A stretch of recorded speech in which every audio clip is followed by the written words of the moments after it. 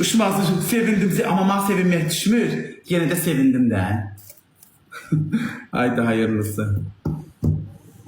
İnden beri beynimiz girer. Gitmeyecek. Niye gelir ki beynimiz? Sevirəm. Güvey Babel. Aysel, incimə də məndən. Yaxşı. Bir könül bu. Oxa da qonar, poxa da qonar. İndi benimki birine qondu.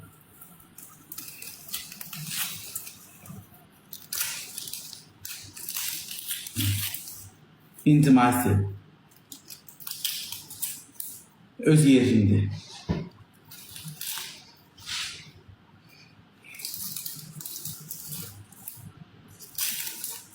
Leysan gedir tövbe.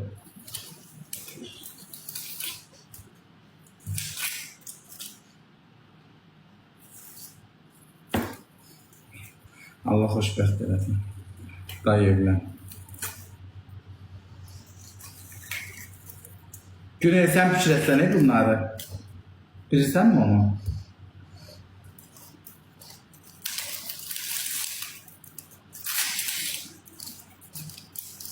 Cemaat yatır. Mən indi pişirirəm, yatsın dana.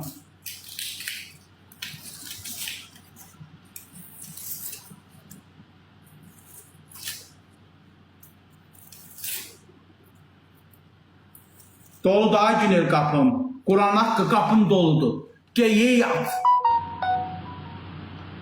Qarın qulu, Bakılı balası. Niye qarın qulu olam ay kaka? Səhər şirin çayına qoyun pendiri yemişəm. Qarın qulu niye oluram? Camaat 3 dəfə yemək gəldi, mən ikisini yeyirəm.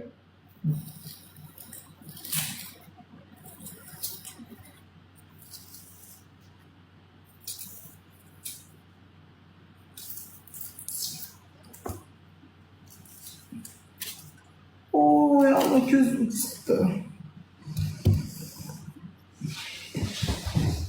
Gözüm çıktı.